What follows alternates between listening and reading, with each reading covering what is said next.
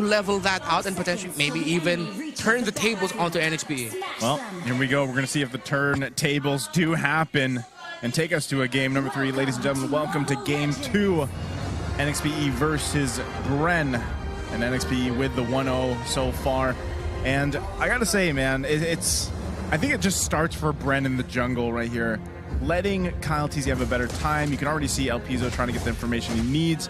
But we'll see how that's played around, because again, Kaizen is on this Akai jungle, so you don't have the same impact you had the previous game in terms of that early potential to invade and get a kill. This time it's actually, it's Kyle TZ. Yeah, I love the sync here for NXPE, throwing out the muddles and reading the attack of BREN Esports on the top side. And now from there, I think BREN kind of just wasted a few moments walking up around here. NXPE could do something. Slow and steady pace for both teams. But you see Few doing another rotation up top. Want to help out the Clint over the Melissa. Again, the last time I saw Melissa versus Clint, didn't go that well for the Clint. How's the matchup here? And okay, they're already gonna go for the purple. Oh my god, El Pizzo might be in trouble. That's first blood. Going over to Few. That was just poor positioning right there. That was punished by BREN. So that's great. That's great already for BREN, right? To have a better foot to start with here. Now again, how's the matchup with Lapu Lapu and Esmeralda? It's been a while, but it can be pretty even. Season 8? Season 7? Somewhat, but I think early on Pandora can just bully the Lapu Lapu bit, but then eventually once the Lapu Lapu has some items, he'll be able to deal a fair amount of the damage of Esmeralda, but it's just the raw sustain that an Esme has. If she can avoid the swings of the Great Sword, it should be a good time. It's sort of like, it feels like going up against a Fredrin if you're an Esmeralda. You get to a point where you just get really, really strong. And right now, BREN Esports, problems here abound. Donut goes down, but Yellow Haze will also take down Pandora. And NXPE will have a little bit of turtle control. It's quite low now. And Kyle TZ is not going to be able to dive in on his own, not with Ogun at level 3. That's going to be NXPE with the first turtle. The swings of the ultimate of a Lapu Lapu will hurt. Later on, Pandora has the tools to avoid it, but early without any items so far, and Esmeralda will eat that up. He's ahead. Yeah, for sure. It'll hurt. You got to wait until a point where the Hunter Strike is available for heroes like Lapu Lapu. Usually used to be it was the War Axe, right? Yeah. But now, more focus onto that Hunter Strike, get that penetration, and then you can make it hurt. Right now, though, El Pizzo, nice try onto the Hammer Time. Wow. But that will not really matter as Ogwin does fall. Again, Ogwin not having a good day at all today.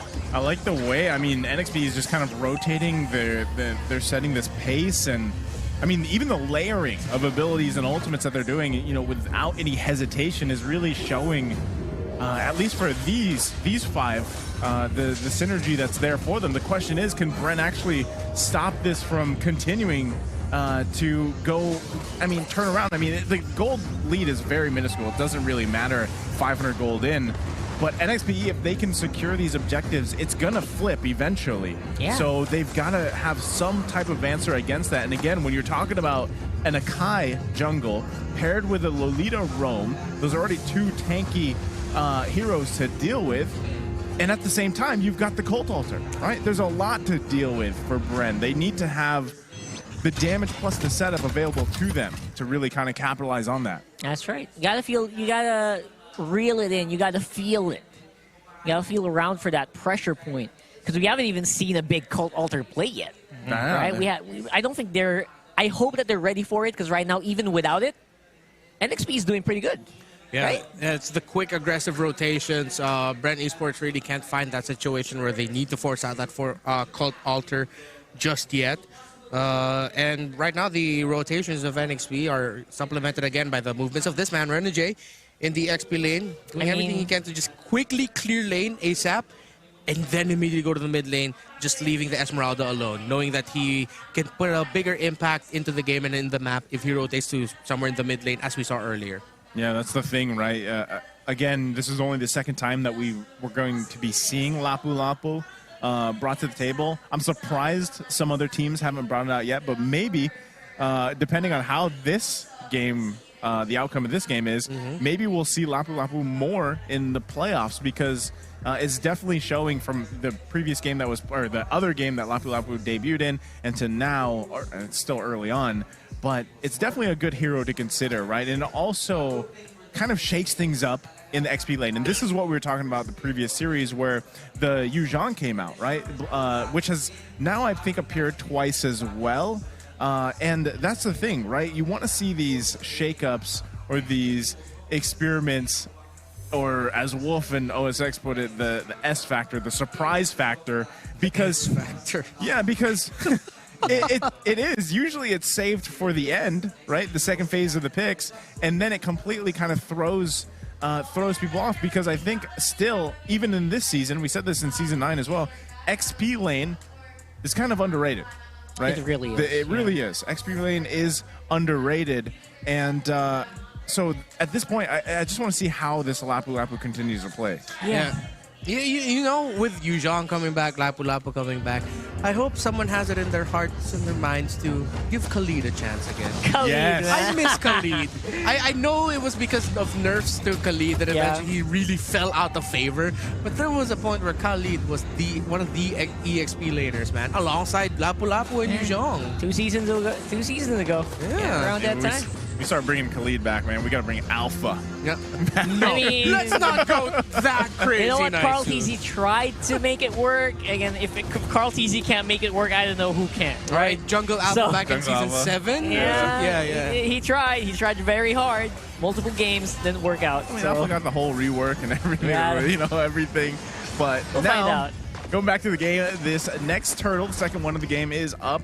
We're going to see both teams getting a positioning here. Renegade about half health. There's the Yeah. setup, though. There it is. Real World is down. Kaizen straight into wild charge. That's Retribution removed. And this could be an opening for BREN Esports. They have priority, and NXPE realizes it. That's a kill onto Renegade under the tower, and a turtle for BREN Esports. Counterplay by BREN, well-placed Guardian's Barrier by Ogwen, and sensing that the situation has already fallen out of favor of NXPE, El Piso could have utilized a Numenon Blast Flicker combination, decided against using it. Yeah, and that it's kind of, it almost looked too easy the way that Pandora went under turret and just grabbed that kill again. You know, Renegade, before that even all broke out, he was already half health there.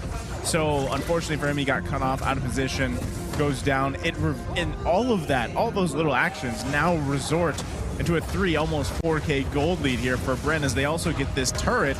So just a massive play across the board in the last about minute for BREN. Yeah, for Donut, if you noticed the gold there earlier, that's 3.5 against 4.5.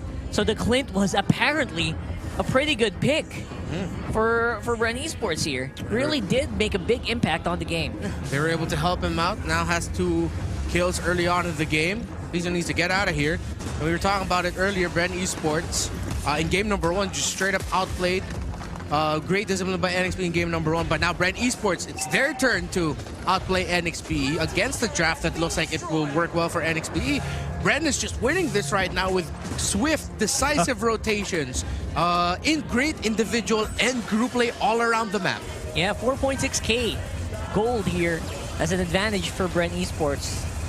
It's a little bit of a nod to each other. They know they're not going to do anything anytime soon. The power up.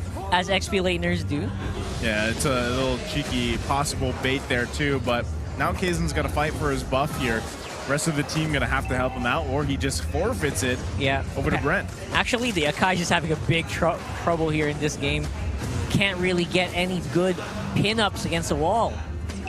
Now Kaltizi steals over that purple buff as well. NXPE is getting backed into a corner here. This is again, this is just a snowball continuing to build up. This is going to be another turtle going in the hands of BREN, and they're going to further their gold lead here. So now the question is, you know, itemization-wise, you start to fall behind here, because even if El Piso can find a setup, it's a similar fashion. El Piso, even Kaizen, you don't have the items that you need just yet on Donut, right? You don't really have, I mean, even Yelly Hayes on Fairness, it's not the same result. Look at that already. I mean, Yelly Hayes getting chunked 3/4 here just from a 1-2 jab from Kyle Teasy. That's a pretty big boom there. hurts a lot. Paquito with guns just picked up a gun. I think we're all ready for the Paquito, and that damage that we saw dealt to Yelly Haze earlier, it's gonna multiply like threefold the next time Caltese gets a chance to spot Yelly Haze. And again, we haven't seen a really big game-turning or game-decisive, fight-deciding Cult Alter play. So NXP are incredibly cautious. They're really holding on to their kits here, knowing that it seems like they're really just being more careful in the sense that they are not going to risk everything just to turn around the fight that BREN Esports already has the lead in. Yeah. No big Cult Alter play feels really, really counterintuitive. Usually if you have Cult Alter, you use it over and over and over and over again. You haven't really seen anything big here being tried by NXPE. Are they playing too safe? It's like they're really holding on to their cards way too close to their chest. But with the massive lead, BREN Esports right now, this actually warrants it. Like, as much as possible, they need to really be careful when they use their abilities. Speaking of abilities, that is going to be Nuno Blast cancelled here, and Donut's in trouble. Go away does not matter against Super Marco, and El Piso Bulwark going to be up, but not going to be able to sustain against the firepower of this Clint. See, that's the thing right there. I mean, you just saw how much more damage and scaling Super Marco has, right? Even with the ultimate being used out from Donut, there just really wasn't anything they can do. And, you know, 9 minutes in the game, we're almost at the 8.5K gold lead. Lord is now up. This is not really any chance at all for NXPE actually to contest this first Lord. So they're just going to have to give this to the hands of BREN. Huh. It's strange. I don't know.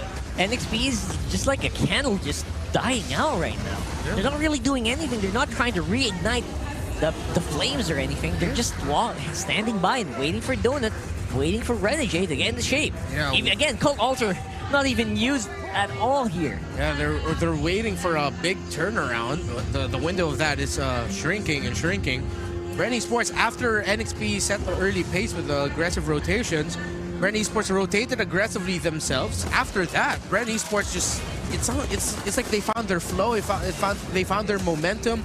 They were a step ahead of NXPE in terms of getting into the shrubs first. NXPE seemed like they had a few handful of miscommunications potentially with how they were handling turtle fights early on. Look at that damage coming out from that clip. That's enhanced basic attack. Yeah. That is around 25 to 30% of the health of the Melissa gone in one improved basic attack hit. This could be it here with Lord being defended by NXPE. Inhibitor on mid will go down. Initiation being looked at by BREN Esports. The Numenal Blast catches two, but Ogwen is going to stay alive here. And looks like with the minions alive, that's going to be the base going out. That's going to be BREN Esports tying it up against NXPE. That was about 12 minutes. Yeah. If not less. Around 11 or 12. More than 10K goal lead. That was the first Lord. That was just methodical dissection by BREN Esports. It looked like at one point everything just crumbled for NXPE EVOS, and everything was just going perfectly well for BREN. Again, it's a reverse of expectations. Game number one, we expected BREN to be the one leading the charge.